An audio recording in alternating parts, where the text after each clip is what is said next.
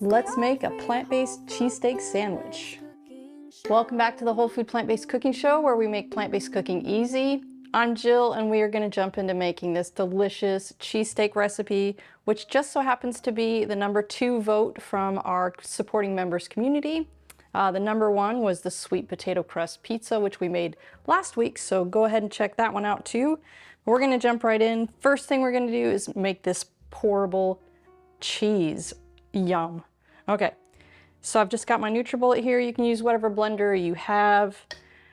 This is a ½ cup of cashews, but you could also use almonds or even sunflower seeds if you have a nut allergy. I have 1/3 cup of water, 1 tablespoon of apple cider vinegar, 1 tablespoon of nutritional yeast, a ½ teaspoon of onion powder, 1 teaspoon of low sodium tamari, and then 1 teaspoon of mustard. And this is just a whole grain mustard, but you could use like a Dijon, that would work great too. Just something that has a really nice punchy flavor to it. All right, so we're gonna make this first because it really needs to sit for a little bit while we're making the other stuff so that it can thicken. We're just gonna blend this right now until those cashews are completely pulverized.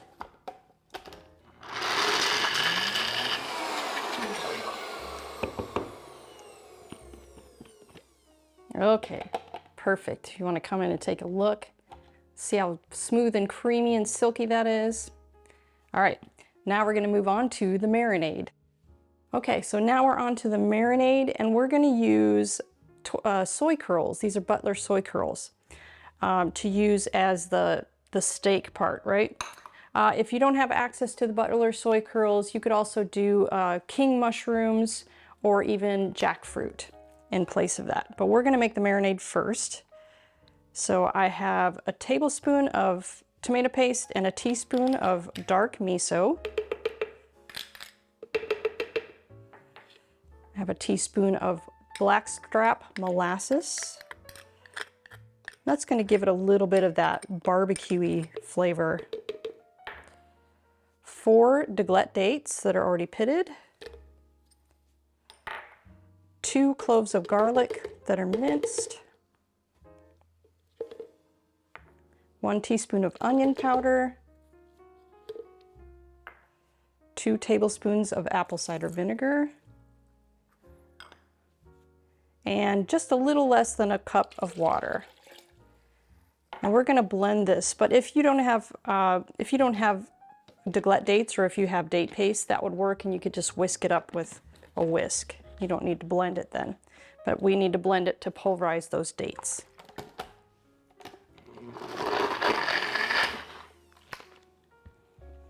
Okay, so when you're done blending, I'm going to add in some cracked pepper. I don't really like to blend the cracked pepper because I like to see it in the end. So, you know, that's really up to you, ½ teaspoon or so. And then we're going to add our 1 cup of soy Butler curls. And I'm just going to swish it around a little bit. For this recipe, I've already soaked mine for a few hours. So this you want to just let soak for a couple hours. You could let it soak overnight, even in the refrigerator. That would be great. All right, I'm going to get my skillet out and I'll show you how to put it all together. While we're waiting for that, I'd like to share some background on our show.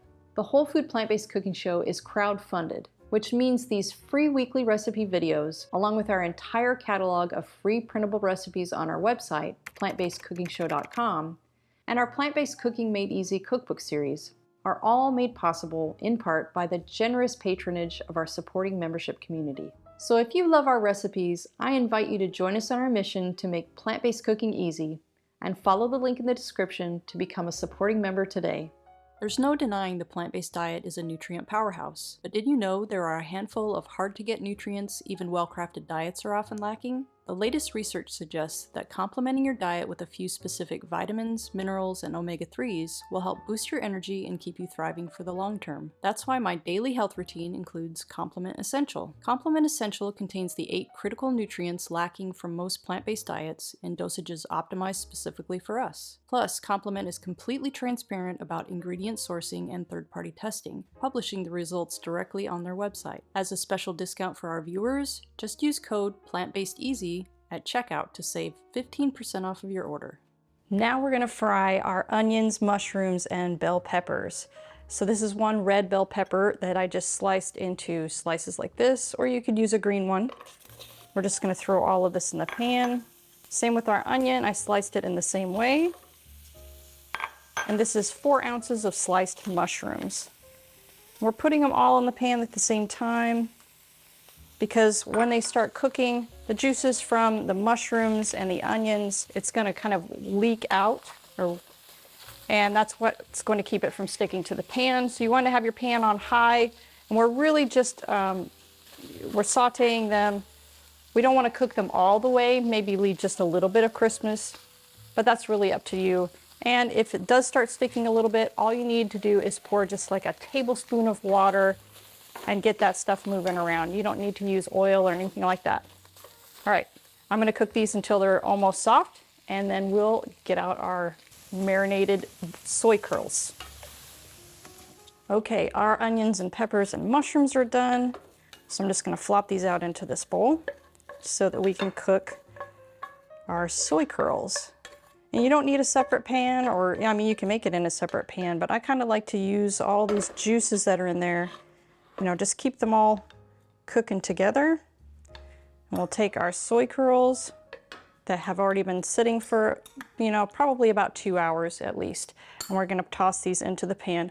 Along with that marinade, I might leave just a little bit of the marinade out so that I can add it to it if I need to.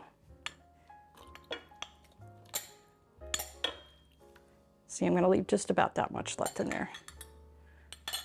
Okay, and we're just gonna cook these until, you know, that it's really well coated and they're really basically just heated up, so about 2 or 3 minutes. Okay, now all of our elements are done, our soy curls are done, our vegetables are done, cheese sauce is done, and I have a hoagie roll here. That's gonna be completely up to you. I don't really have a bread recipe that will work for a hoagie roll, so just whatever healthy hoagie roll you can find out there. I'm gonna take this to the table and then I'll meet you there for a taste. Okay, let's make this sandwich. So I'm gonna put the soy curls on the bottom. So this is probably enough for about 3 sandwiches. It kind of just depends on how big your hoagie roll is. And they are messy, so be prepared with something to wipe your hands and your face, because you're gonna be a mess. All right, yeah, it's even messy just to make it. Okay. Now for our delicious cheese sauce. Oh, look at that. We're just gonna, you could do this really neat, you know, if you could put it in a bottle and drizzle it on, but I'm ready to eat. Okay, here we go. Oh boy, this is gonna be messy.